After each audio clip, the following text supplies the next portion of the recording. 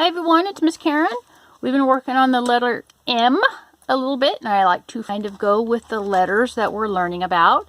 So for today, we're going to read Disney's The Little Mermaid, because mermaid starts with M, and who doesn't like The Little Mermaid? Okay, so The Little Mermaid. And this is a Scholastic book. It's also a Disney book, and you know, it doesn't say who it's by. So far beneath the ocean surface lived the enchanting mer people. Their ruler was King Triton. He had 7 daughters. Ariel, his youngest, loved to sing. Triton was so proud of Ariel's voice that he had planned a royal concert. All the mer people would be there, and Sebastian, the court composer, was really looking forward to conducting the new symphony for the king.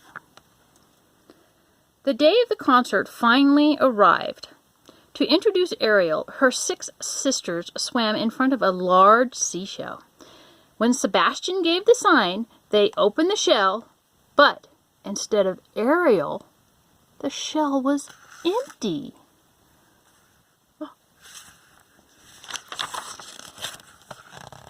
Ariel! King Triton yelled. But Ariel didn't hear him.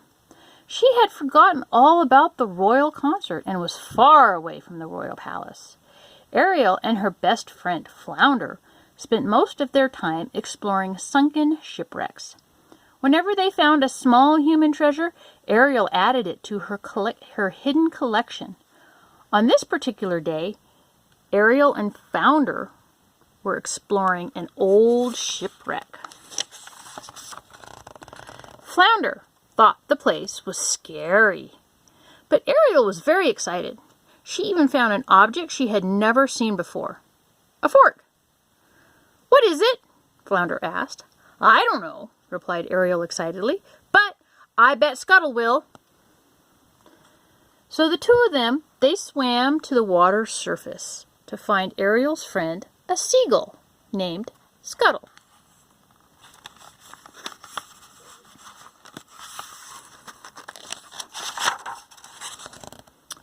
Ariel showed Scuttle her new treasure. "I do believe this is a dinglehopper," said Scuttle. "Humans use these little babies to straighten their hair out." Just then, Ariel remembered that she was supposed to sing at the concert, and she and Flounder hurried home. Back at the palace, King Triton was so angry, he ordered Sebastian to follow Ariel to keep her out of trouble. Later that day, a huge shadow darkened the waters above her secret cave. "What do you suppose?" began Ariel. But before Sebastian could stop her, Ariel swam to the surface and discovered that the shadow was actually a ship. Ariel pulled herself up to the edge of the deck, where she saw humans. She was fascinated by the handsome young man the others called Prince Eric. He was looking at his birthday present, a huge, foolish statue of himself. "Ha!" said Eric. "It's really, something."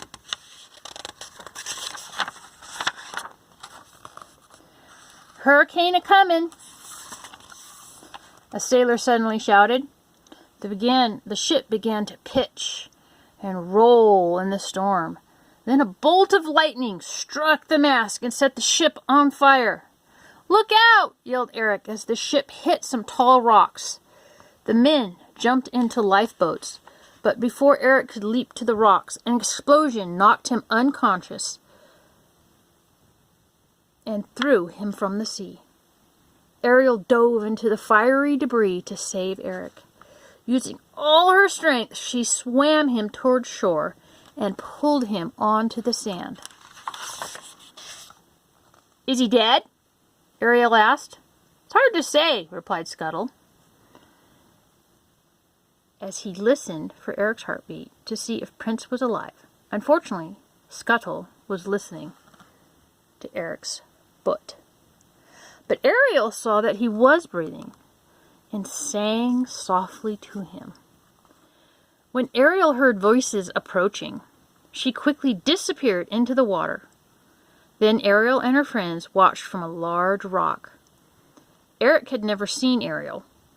He only heard her beautiful voice, but Ariel had fallen in love with him.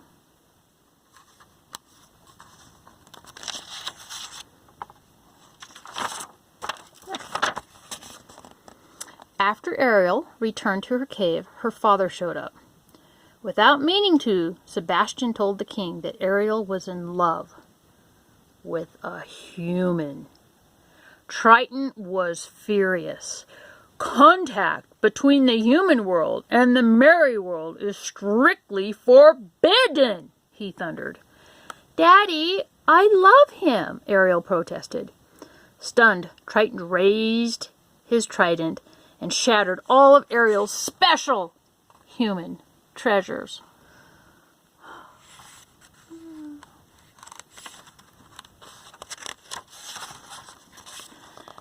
After her father left, Ariel was very unhappy.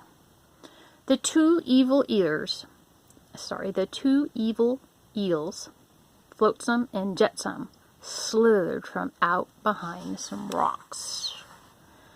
Don't be scared, said Jetsam. We represent someone who can help. Someone who can make all your dreams come true. Before she knew it, Ariel was inside the deep, dark cave of Ursula, the sea witch.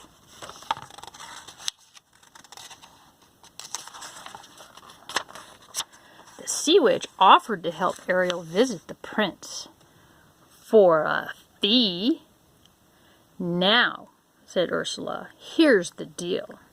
I'll make you a potion that will turn you into a human for 3 days. If the prince kisses you before sunset on the 3rd day, you'll remain a human permanently. But if he doesn't, Ursula added, you'll turn back into a mermaid and you belong to me. Ha ha ha ha!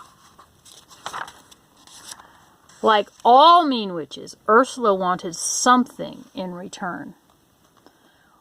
What I want from you, my pretty, is your voice, Ursula exclaimed. Then Ursula recited a magic spell, and a mist rose up surrounding Ariel. Reluctantly, Ariel signed her name to Ursula's deal. The little mermaid's voice was sucked from her throat into a shell. Suddenly, Ariel couldn't talk or sing. Then a bright light flashed, and Ariel's tail was transformed into 2 legs. Now, Ariel could no longer live underwater. Sebastian and Flounder helped her to the surface so that she could breathe. Ariel stared with wonder at her new legs. Since the storm, Prince Eric had searched every day for the girl who had rescued him. That voice, I can't get it out of my head, he said to his dog Max. When Eric saw Ariel, he thought he had finally found his rescuer. But because she couldn't speak, he said, You can't be who I thought you were. Still, Eric invited her for dinner at his castle. That night Ariel found a dinglehopper next to her plate. Not knowing any better, she started combing her hair with it. Silly Ariel. The next day, Eric took Ariel on a romantic boat ride in the sparkling lagoon. They had a wonderful time.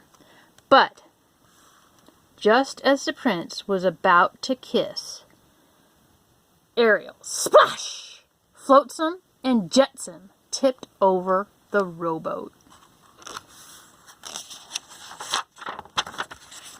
Ursula saw it all through her magic bubble. Nice work, boys, she said. That was a close one. Too close. Worried that the prince would kiss Ariel before sunset the next day, Ursula came up with a wicked plan.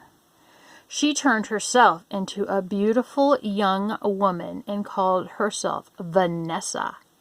With Ariel's voice locked inside the shell necklace, Ursula sounded just like Ariel. When Ursula walked near Eric's castle, the prince thought she was his rescuer. She sang with the same beautiful voice of the girl who had pulled him from the sea. The sea witch quickly put a spell on Eric, and he decided to marry her right away. Ariel was heartbroken when she heard the news, but there was nothing Ariel could do. She didn't know that Vanessa was really Ursula in disguise.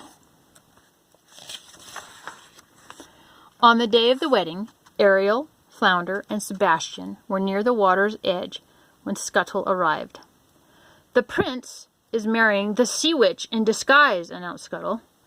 Ariel and her friends hurried to the ship in the middle of the wedding. A group of birds attacked the sea witch. Then Scuttle snatched away the shell necklace.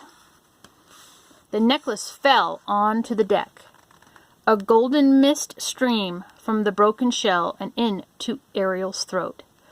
Overwhelmed with joy, Ariel started to sing, and Eric rushed towards her to kiss her. "You're too late," bragged Ursula, who turned back into her mean self. Ariel tried to run, but she fell because she was a mermaid again. Ursula dragged helpless Ariel back into the sea. Suddenly, King Triton emerged from the depths and confronted the sea witch. "Let her go," he demanded. "Not a chance, Triton," said Ursula. "We made a deal." Ursula showed him the golden scroll signed by Ariel. Without thinking twice, King Triton pointed his glowing trident at the scroll and changed Ariel's name into his own. He was now Ursula's prisoner, and Ariel was free. "At last!" Ursula cried and grabbed the golden trident. Now she was the ruler of all seas. Ursula grew to an enormous size with the trident. She stirred the water into a raging whirlpool and even raised a ship from the bottom of the sea. Eric climbed aboard and steered the ship straight towards the sea witch. "Ah!" Ursula screamed in pain when the ship struck her. Within a few seconds, only a few tentacles were left floating around the ship. The sea witch's spell was broken, and Triton received his trident. He was once again ruler of the underwater world. With wicked Ursula gone, everything returned to normal in King Triton's undersea kingdom. But now that Ariel was a mermaid again, she couldn't be with her beloved Prince Eric.